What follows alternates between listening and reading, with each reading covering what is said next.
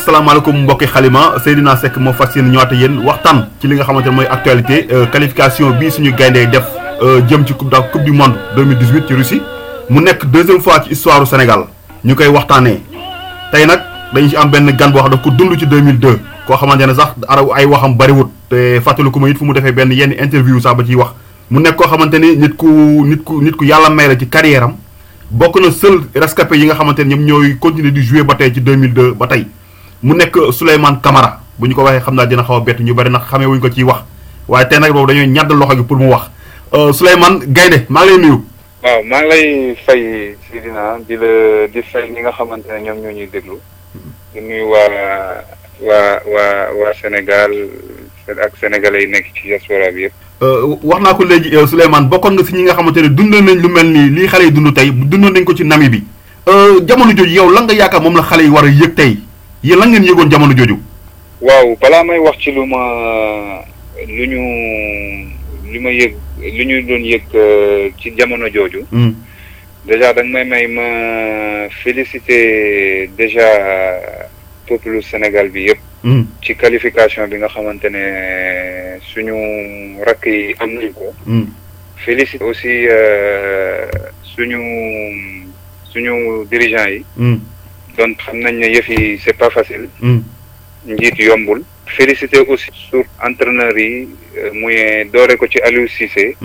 ba ci staff bi ñi nga xamante ne ñoom ñoo jàpp ci yëf yi depuis boobu ba léegi. aussi comme nuñ koy waxee surtout féliciter sama rakk yi nga xamante ne suñu rakk yi nga xamante ne ñoom ñoo liggéey depuis le début malgré amoon na ay moments yoo xamante ne metti woon na. mais boobu léegi ñu ngi jàpp di góorgóorlu vraiment ba indi li nga xamante ne depuis fukki at ak juróom ñu ngi ko doon xaar. yàlla def tey ñoom ñu indi ko. vraiment di leen féliciter wax dëgg yàlla population Sénégal yëpp ci ndam li nga xamante ne qualification bi nga xamante ne indi nañ ko. waaw li nga may laaj nag wax dëgg yàlla moment yi li yoo xamante ne vraiment mënuñu ko luñ la ci wax rek doy kii na des na.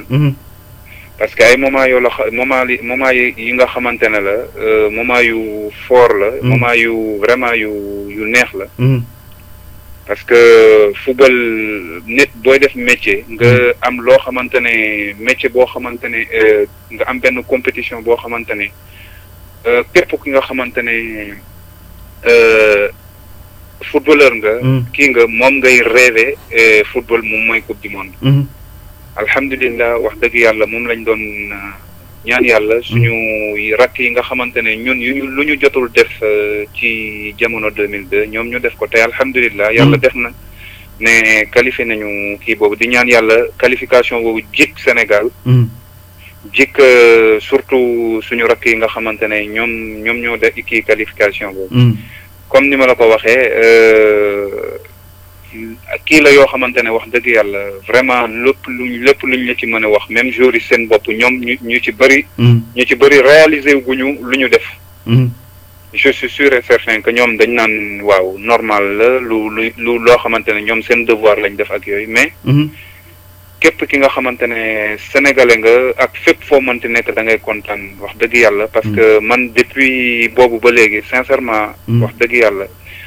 mbégte bi ma àndal man ak sama borom rek ñun ñoo ko xam. xam nga wax dëgg yàlla te vraiment comme ni ma koy waxee ñu doon loo xamante ne dañuy ñaan yàlla mu doon li nga xamante ne du jik Sénégal la. jik suñu rakk yi nga xamante ne ñoom ñoo kii bi mais comme ni ma la ko waxee li ngay sentir moom. vraiment mënuma la wax réellement lii lay sentir. dëgg la lu ma la ci wax rek des na quoi. mais fàttali ni Souleymane Camara attaquant la ci Montpellier. nekkoon aussi ancien attaquant aussi à l'équipe nationale du Sénégal. tey wax nañu ko léegi qualifié nañu te deewul dese nañu benn match boobu yow nan nga jàpp ne noonu lañu ko war a mën a jëlee. waaw c'est vrai que yàlla def na am nañ chance ñu rejouer match bi ñu fubal barki démb xaw ma voilà donc yàlla def ñu qualifié. xam nga donc comme ni ma koy waxee rek pour eggali liggéey bi. il faut que suñu rakk yi ñu gën a góorgóorlu bañ a jàpp ne waaw qualifié nañ rek. voilà dañuy bàyyeeku wala ak yooyu. te xam naa ne wax dëgg yàlla am naa confiance ci entraîneur bi ak staff bi. xam nga vraiment dinañ ñaax xale yi xam nga. pour nga xamante ne ñu def benn match boo xamante ne vraiment pour rassurer supporters yi pour bégal supporters yi nga xam ne dañuy daal feete qualification bi incha allah. xam naa sax du ma la wax yan faay moo am wala daal mais tey équipe bi tey bon yan lan lañ ci war a mën a yokku parce que ba nga xamante ne dina mën a ni toll ak benn équipe boo xamante ne vraiment digne de son nom pour comme bu war a mën a compétir lu mel ni coupe du monde. waaw xam nga football moom. dafa di loo xamante ne métier la boo xamante ne du métier bu yomb. tey li am tey. du moom mooy am suba du mooy am gannaaw suba. dëgg la. forme bi ngay àndal léegi nii.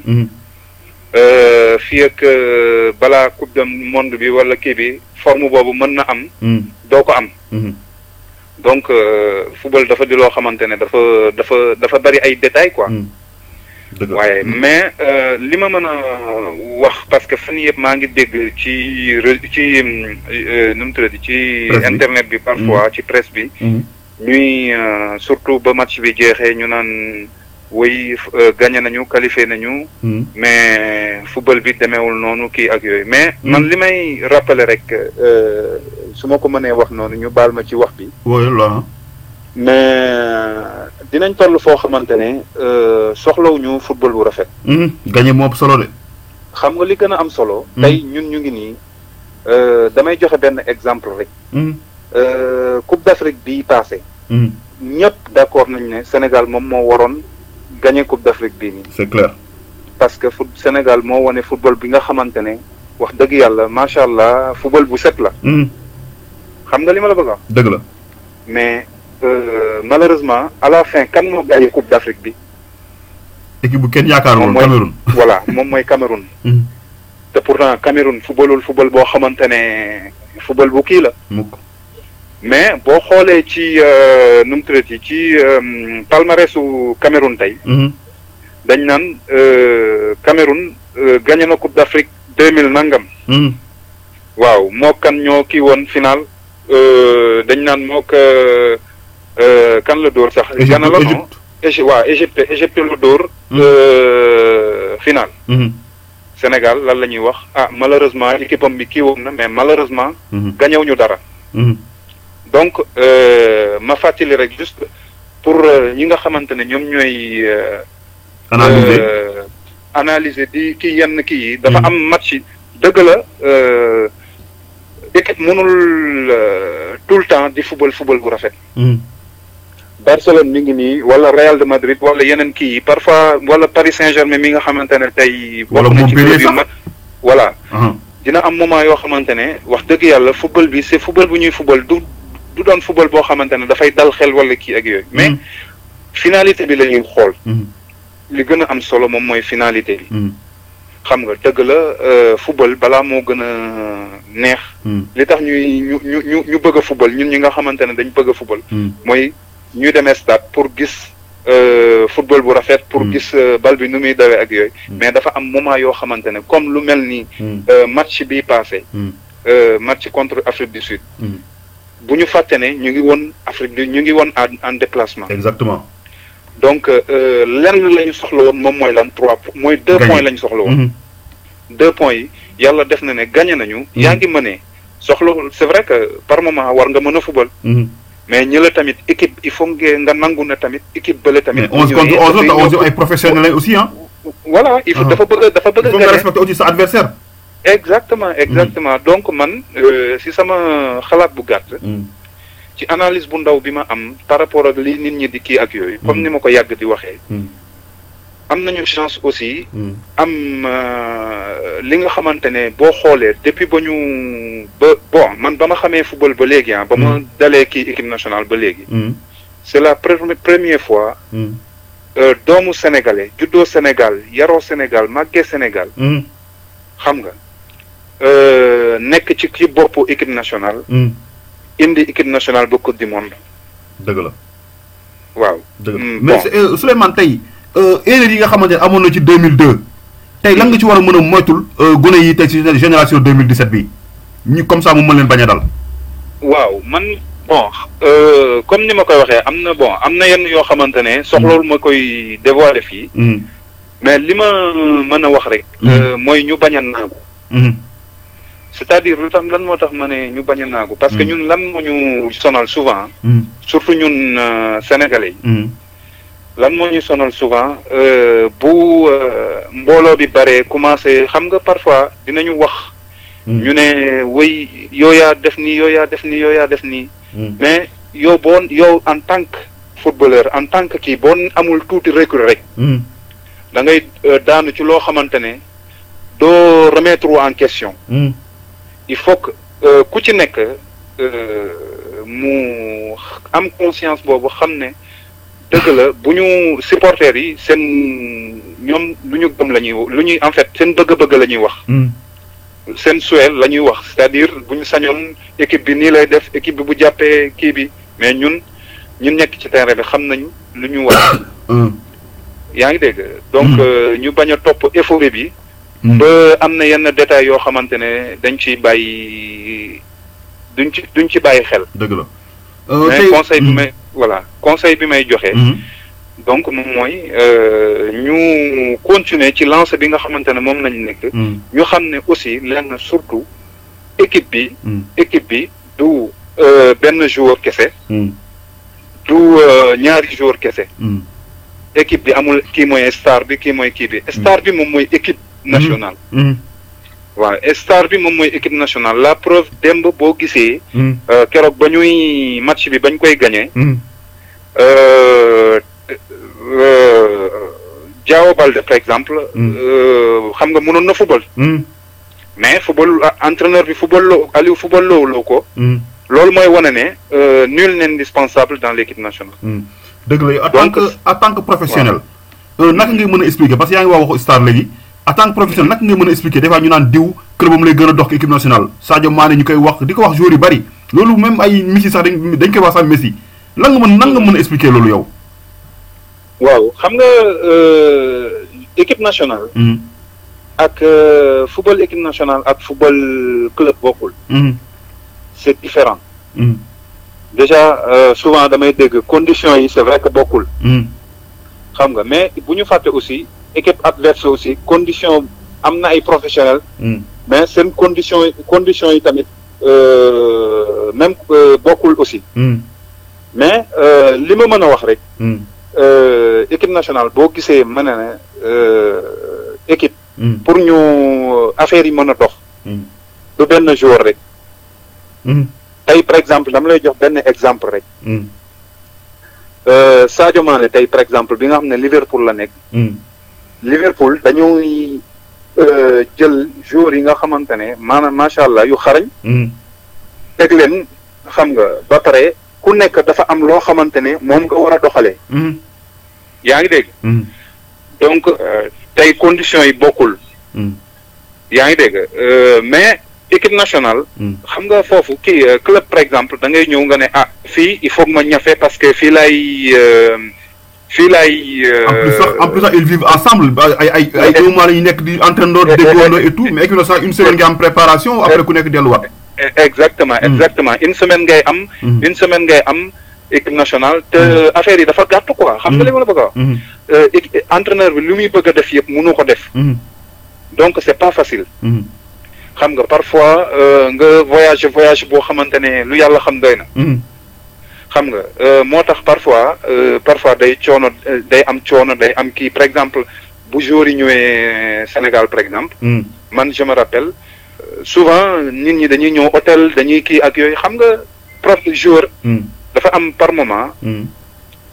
dëgg la nga jóge Sénégal. nga jóge Europe. dem Afrique gis sa mbokk yi ak yooyu am nga 2 jours pour gis sa mbokk yi. dëgg la xam nga kii ak yooyu mais sa mbokk yi tamit dañu war a comprendre ne ci liggéey nga nekk. dëgg la xam nga le fait que ngay yéeg di wàcc ñu ne la diw mi ngi fii nga yéeg di wàcc di yéeg di wàcc loolu rek mën na la sonal. xam nga te football dafa soxla footballeur sportif surtout métier surtout léegi sax. affaire yi dafa gën a intense dañu soxla ay récupération. sa question bi nga ma doon laaj. xam nga donc équipe nationale. kii déjà kii bokkul xam nga. comme ni ma ko waxee conditions yi bokkul. donc dina am paramètres yoo xamante ne gars yi duñ ci bàyyi xel. parfois nga jógee par exemple football ba pare. match bi nga football weekend bi mais mu métti yoo xam bi nga xamante ne. xam nga joueur bi ci boppam day xam ne sonn na mais. bu ñëwee équipe nationale il faut que mu def effort pour kii parfois xam nga nit rek la.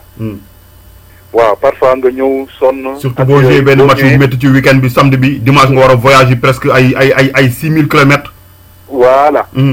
xam nga parce que parfois gars yi duñu xam nga booy duñu wax mu lu ñuy daj yëpp duñ ko wax.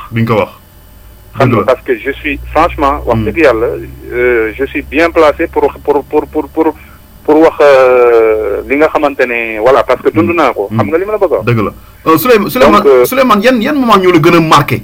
durant li nga nekk si tanière bi yëpp.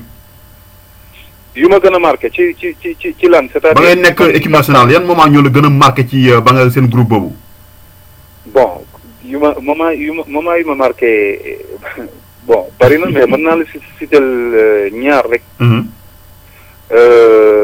bon benn bi bu njëkk bi. Coupe d'Afrique la woon. dañ nekkoon entraînement ni pour te dire solidarité bi nga xamante ne moom moo nekkoon suñu diggante. benn kii la woon boo xamante ne dañ doon entraîner nii. Ferdinand Coly ak Pape Sarr ñu xaw ma Ferdinand Coly xaw ma dafa xaw a gaañ Pape Sarr. après ñu jàppante noonu. yaa ngi dégg. ñu jàppante noonu ba ñu naroon dóorante foofu après Pape Sarr génn terrain bi. Pape Sarr génn terrain bi dem jëli mool. lu leer laa la wax pour te dire. équipe boobu. franchement ku nekk parce que ku nekk lu mu xalaat da koy wax moromam. parce que dafa amoon ñun ñëpp benn objectif la ñu amoon. moom mooy indil Sénégal ndam. yaa ngi dégg donc Pape Sarr dem jëli xeer ñun xamuñu woon lu muy def en fait. dafa jékki-jékki génn pour ñun dafa gedd. ndekete mool la dem jëli nëbb ko ci ginnaawam nii di ñëw pour song fer bi xam nga après ñu téye leen kii ak yooyu loolu bokk na ci lu ma marqué beneen bi. dañ doon ba ñuy dem Japon. terrain ci kii bi par exemple ci train bi. xam nga rek comme ni ma la ko waxee ku ci nekk lu la metti tey man bu ma amee lu ma metti ci Omar Daf wala ci Aliou wala ci El Hadj damay ñëw wax ko. après parfois El Hadj du kontaan kii ak yooyu.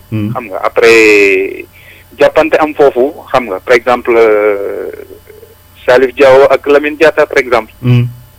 xam nga moment la yoo xamante ne vraiment ba dóorante am fa kii ak yooyu mais loolu yëpp heureusement. loolu yëpp amoon nañ benn solidarité bi nga xamante ne loolu yëpp musul génn. te daawul senn. waaw daawul senn loolu la dañ ko doon kii interne. bokk na ci vraiment li nga xamante ne wax dëgg yàlla marqué na ma ci tanière bi mais am na comme ni ma ko waxee am na damay yem ci ñaar yooyu rek mais am na yu bari yoo xamante ne wax dëgg yàlla. yu ma marqué ci tanière boobu. xam nga bokk na ci aussi solidarité boo xamante ne boo laalee benn jour rek je me rappelle laal nga jour yëpp. laal nga jour yëpp te vraiment moment yu fort la woon quoi. tey jamono ji xel dem ci Bruno Metsu looy yëg sa yaram. waaw yal na ko yàlla yërëm. amiin te yéex a ñu xare ka àjjana. amiin xam nga parce que ba muy kii tamit wax dëgg yàlla tuuboon na. xam nga donc vraiment kontaan comme ni ma la ko waxee. am na yenn yoo xamante ne yenn mbégte yoo xamante ne mënuloo ko expliquer. xam nga li ma la bëgg a wax. waaw moom laay wax maa ngi seetaan match bi keroog ba ñu dugalee premier ba Sadio Mané duggee duggee action bi. xam nga ni mu duggee ci axe bi rek Diafara def appel bi rek mu tegal ko. rek ma jóg taxaw ma tëb plutôt. te dara xew rek waaw damay tëb rek sa waay teg dugal bal bi rek ma yuuxu sama doom sama taw bi ne ma mais yow lan moo la dal. parce que d'habitude su may seetaan d'habitude damay calme quoi. mais là dama xolu gaynde gi mooy yeewu. voilà donc. lii daf lay fàttali du la fàttali quelque fois Zambie Coupe d'Afrique 2002. non mais bon après vraiment bon c'est vrai que nit ñi ñoo ma koy fàttali mais man sincèrement du ma souvent du ma ci bàyyi xel nag. xam nga waaw mais nit ñi souvent c'est vrai que dañ ma koy rappeler ak yooyu. waaw nit ñi dañuy fàtte ne sax day mel ni souvent bit boobu rek laa mos a dugal. parce que dafa ñëw ci moment bu doy waar tamit. moment bu ñu doon xaaree soxla ko. Sénégal mosul gagné Zambie histoire ñëwoon taxaw. dëgg la. tey lan mooy secret Petit Jules bu ñu laa wooye lan mooy sa secret tey ba tey wax naa ko au début ne tey bokk nga si seul gaynde yi nekkoon ci 2002 ñuy continuer di jouer ba tey nga gën a war a mën a sa xam-xam Montpellier bokk nga si ñi nga xam ñoom lañ gën a ràññee dina ci ñëw ci fin bi lan mooy secret Petit Jules. bon man sama secret moom mooy liggéey. dama gëm liggéey. waaw comme ni ma koy waxee métier la bi nga xamante ne ba ma nekkee xale ba nii dama mës a bëgg football. waaw ba ma nekkee xale comme ni ma ko waxee dama mës a bëgg football. donc amul secret. football muy métier yëpp nit ki boo liggéey rek da ngay jëriñu. donc man franchement parce que dama koy wax aussi pour bëgguma di wax sama vie privée ak yooyu mais dama koy wax pour dimbali samay rakk. dëgg la suba c'est-à-dire damay teel a tëdd. damay teel a tëdd par exemple. xam nga par exemple ay 22h dina fekk man tëdd naa. yaa ngi dégg 6h. duma 7h kii 6h boog dina fekk ma yeewu. xam nga pour te dire boog. 7h du ma fekk ci kaw lal. dëgg la. donc teel a yeewu donc. hygiène de vie quoi. voilà nelaw bu doy. xam nga parce que métier bi ñuy def dafa soxla nga nelaw bu doy. xam nga donc teel a tëdd aussi dafa baax. xam nga parce que nee nañu sa premier sommeil bi c'est-à-dire premier sommeil entre 22h 23h premier sommeil boobu rek. dafa am solo bi nga xamante ne dafa am solo daal. donc nelaw bi nga war a nelaw pour récupération ak yooyu foofu nga koy amee quoi. mais au-delà de 23h minuit ak yooyu li nga war a nelaw bu kii du mën a nekk. donc bon médecins yi je pense ñoom ñoo ma ñi nga xamante ne seen xam-xam màcc na ci côté boobu kii nañ moom ñoom mën nañu ci wax mais comme ni ma ko waxee liggéey sama secret daal moom mooy. liggéey. fonk liggéey. xam nga comme ni ma koy waxee souvent. damay fonk entraînement bañ a tricher ci dara. voilà exactement parce que comme nit lépp looy def rek yàlla da la koy kii man dafa am ay kii yoo xamante ne xam naa bés dina ñëw dinaa ci wax. waaw ay sacrifice yoo xamante ne wax dëgg yàlla sincèrement yoo xamante ne dama koy def vraiment mais alhamdulillah donc yàlla mi ngi ma ciy dimbali. mais est-ce que doo leeral sacrifice xam nga teg sama gars yi dégg ñëw tam ñu yaakaar tam ñu ñaaw njott jëlee ko fu garaaw. waaw xam naa fi ngay wax. voilà mais bon sacrifice bu may wax. c'est-à-dire nga gis say xarit. xam nga bëgg voilà dem feet yi wala dem génn dem boîte wala dem kii ak yooyu. xam nga parfois da ngay bëgg dem gisi say dem xam nga. nekk ak say xarit xam nga lekk yenn lekk yu neex yi. xam nga voilà passé yenn moment yi ak yooyu mais loolu yëpp da nga koy privé sa bopp parce que boo da nga bëgg a dara. xam nga au début def dara voilà au début xam nga affaire yi day metti xam nga da ngay def ay sacrifice loolu may wax nii. du forcément ci moment boobu nga koy gis parce que comme ni ma koy waxee. man ba may débuter lii.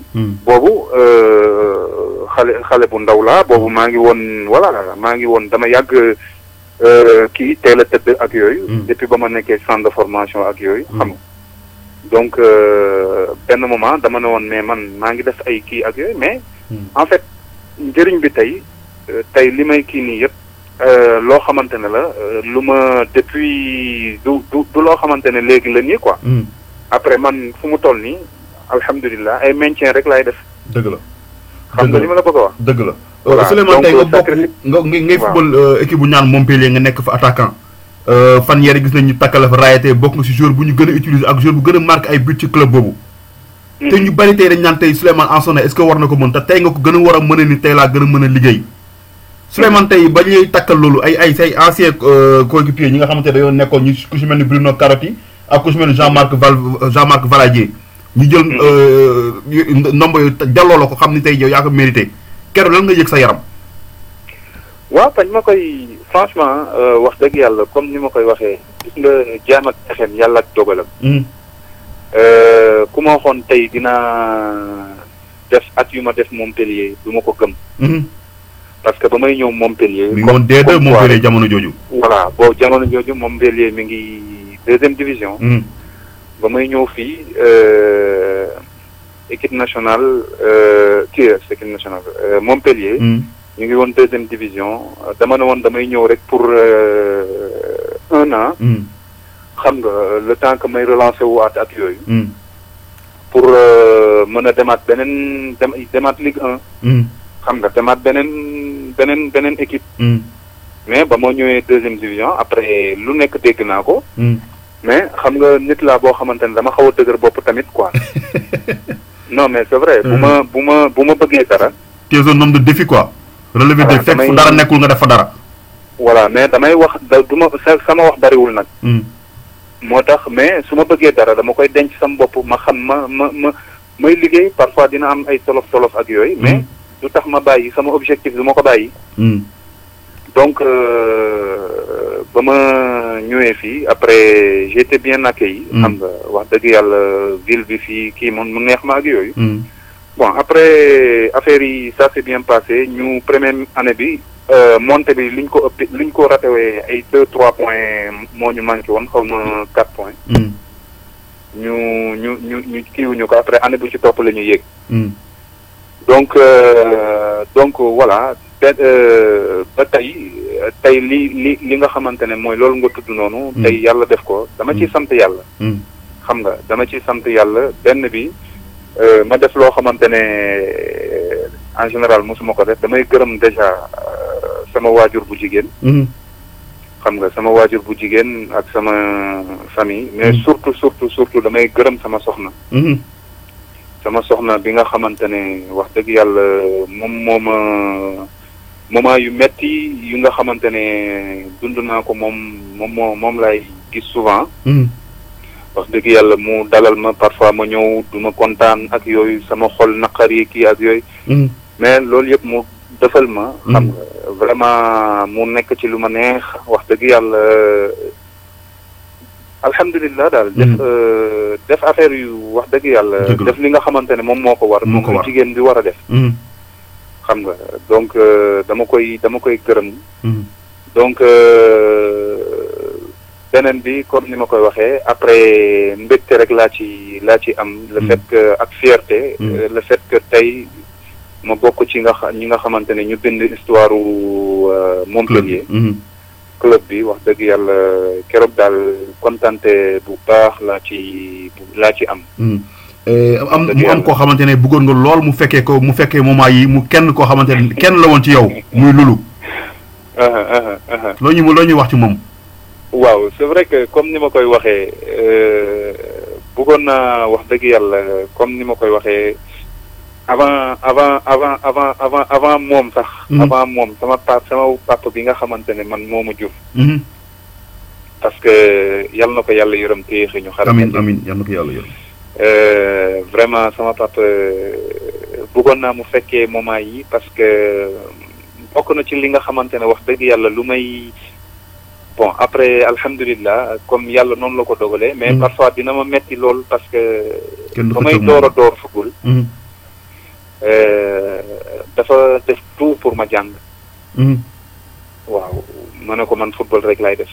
football rek laa bëgg. xam nga wax na ma lu nekk kii na ma ko pour rek ma jàng. xam nga je me rappelle maa ngi ko doon expliquer temps yële ci benn kii émission buñ ma invité woon.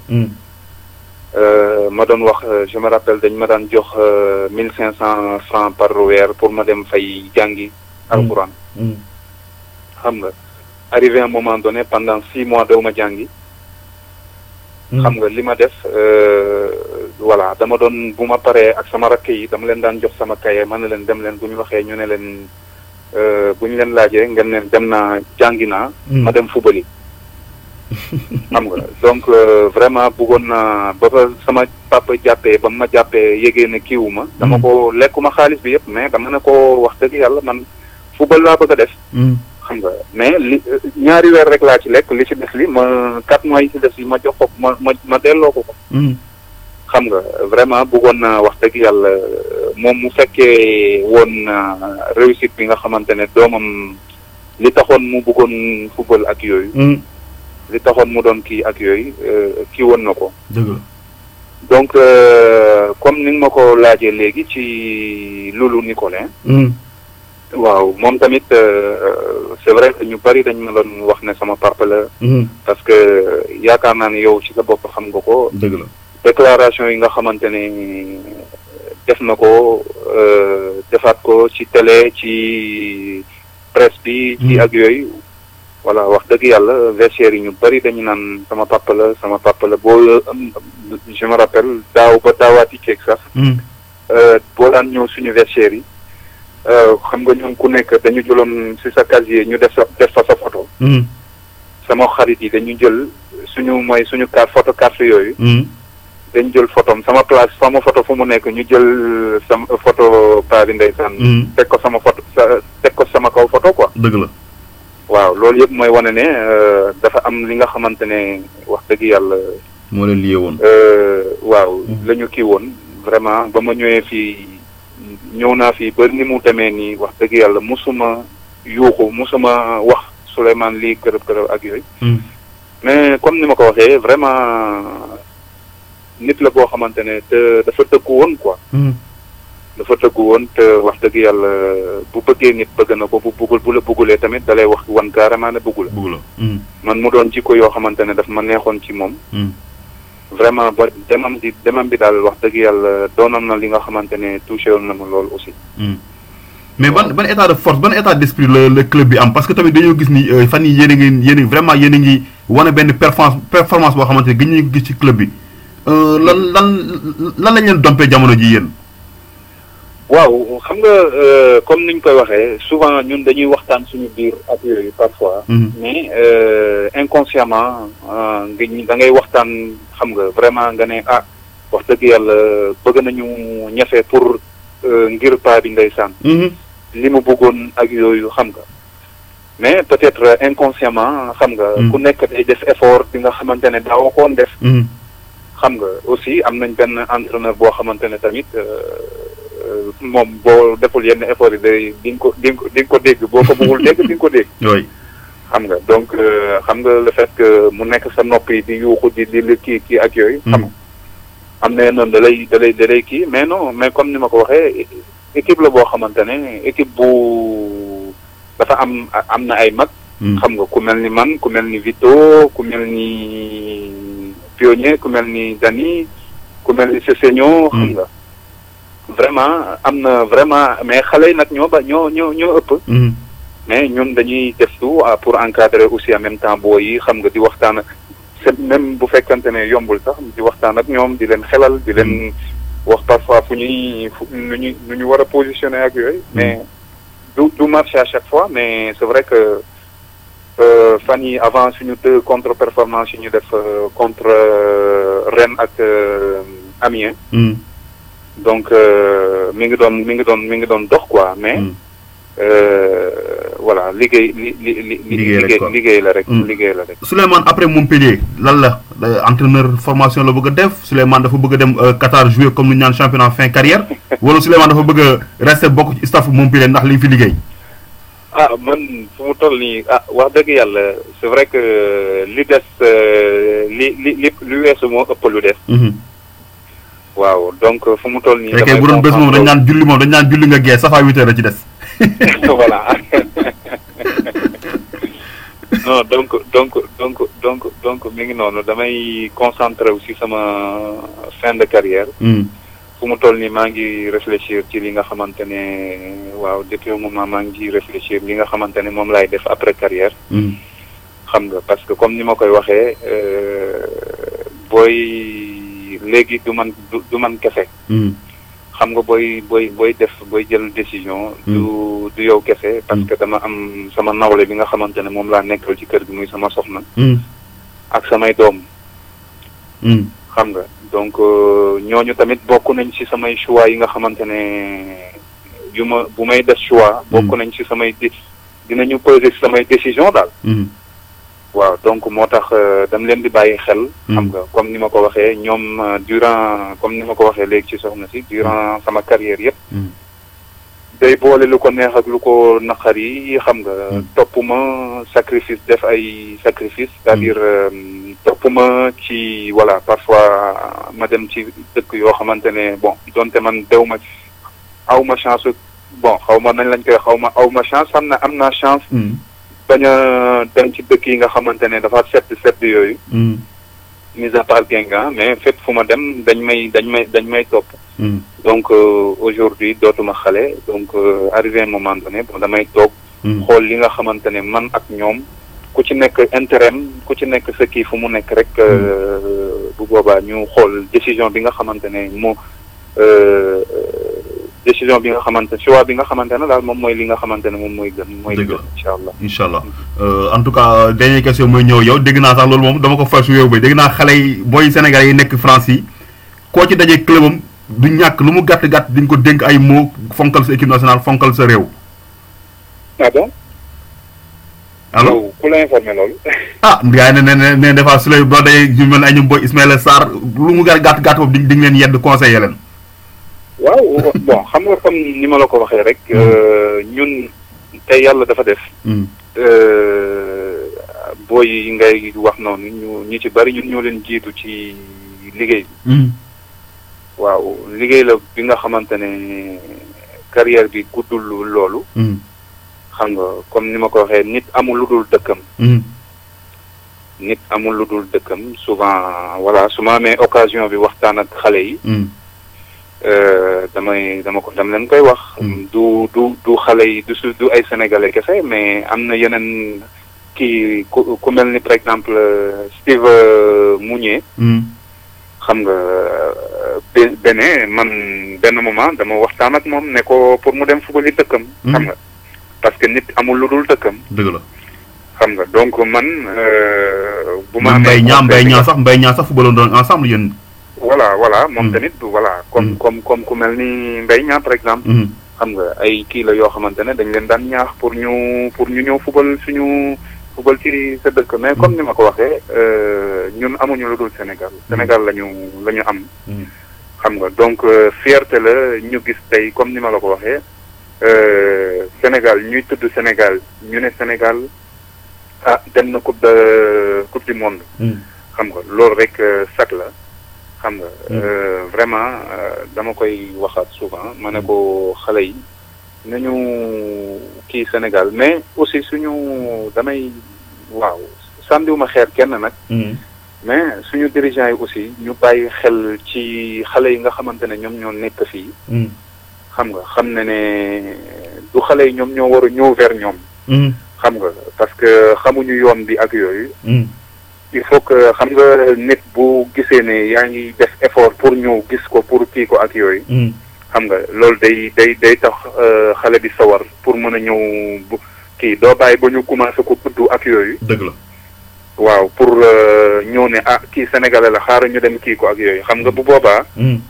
bu xale bi bu defee choix wu football France wala football Belgique wala football Espagne par exemple. bu boobaa doo ko wax dara parce que danaan ba ma nekkulee dara ba ma nekkee xale fii kii ak yooyu kenn faalewu ma woon.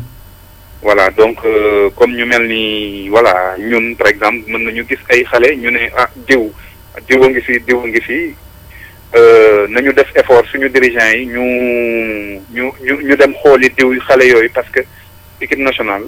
dafa war a am continuité. voilà dafa war a am continuité bu génération bi jàllee xam nga normalement war nañ préparer tey par exemple. relève bi quoi. waaw génération bii nii par exemple di ñëw nii.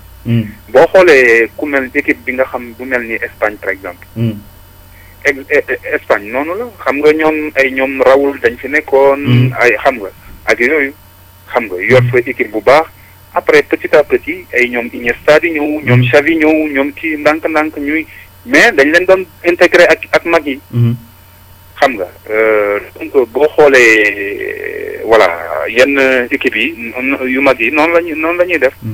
xam nga loolu tamit il faut que vraiment suñu dirigeants yi bàyyi ci xel. xam nga surtout formation bi. xam nga aussi Sénégal aussi ñu jàppale formation wu petite catégorie yi nekk foofu. ñu bàyyi ci ñoom xel xam nga wax dëgg yàlla jox leen tuuti. dooleel leen tuuti daal. mais loolu yëpp pour njëriñu football Sénégal. comme yaa ngi wax loolu daf ñuy permettre loolu ngay tontu si ñu bari lu naan le football sénégalais est malade de ses dirigeants parce que dem nañ ba gis ni tey entraînement bi sax tey équipe nationale bi joueur bu ci nekk sa maillot club nga doon entraîné loolu lu jaadu la.